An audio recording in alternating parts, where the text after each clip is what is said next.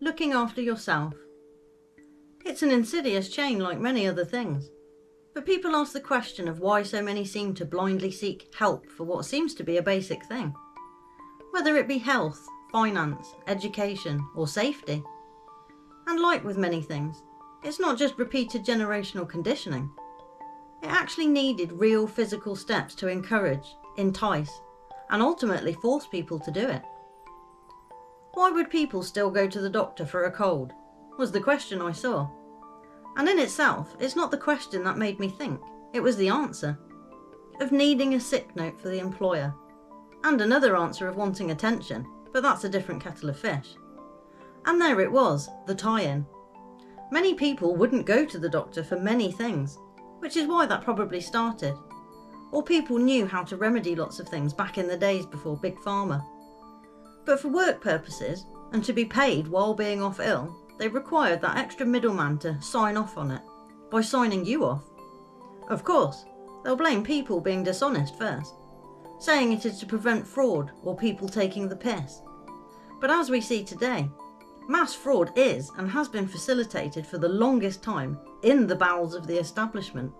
They just wanted you to judge each other and grass up each other and ultimately make you think ill of the people around you, distracting you from what you should really be concerned about and who is actually taking the piss. But it's a well-laid plan and trap, and appears that many people have tried to avoid, sidestep, or completely ignore the intrusive policies and procedures that have crept into most aspects of daily life. From the start to the end of it, from cradle to grave as is their mantra. Requirements for health checks, jabs, screening, tests, education, rules and regulations to put your children through before they are even tall enough to go on a fairground ride, institutions to put them into and comply with. And if you notice the weirdness, or try to go your own way, well, they invent laws and monetary fines to deal with that kind of individual responsibility or thinking. For the masses anyway. A few slip through the net, fortunately. Then come the labels to divide people up even more, to then be able to break them down and put them into programs. Social ones, medical ones, educational ones, and so on, until you upgrade to corporate and industrial ones, funneling people into groups and avenues they wouldn't normally be subject to. And it all ties back to you having to go, cap in hand, to the authorities and ask for help at some point. Not to your family, neighbour, friend, or community. No, they get in the way of needing extra authority assistance. So, that has been slowly destroyed too, separating people in their mindset. They want all your time being monitored and accounted for, banking, data and tax, your personal history and belongings to be recorded, social security number and insurance, your health and ills, even wanting to monitor when you are in good health, just for checkups and routine screening. All making money for someone along the line.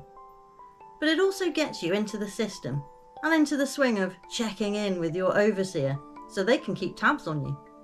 And as we know, once you're in, the Hydra works very hard to keep you. Systems of health, education, debt and finance. More rules, laws and regulations to make sure you need them. Or at least to think you do. All the while those systems make it so you need them. Because if you didn't need them, they wouldn't exist, right? Convincing people they need those systems is paramount. Through infantilizing, trauma and consistent propaganda, they have made people believe it is for more than just convenience we accept how it is. It's necessity. Because it now seems as though it is more than convenience. For many people truly seem to believe that without government and the authorities, people would be worse off. As they are meant to. But from what we see now, that couldn't be further from the truth.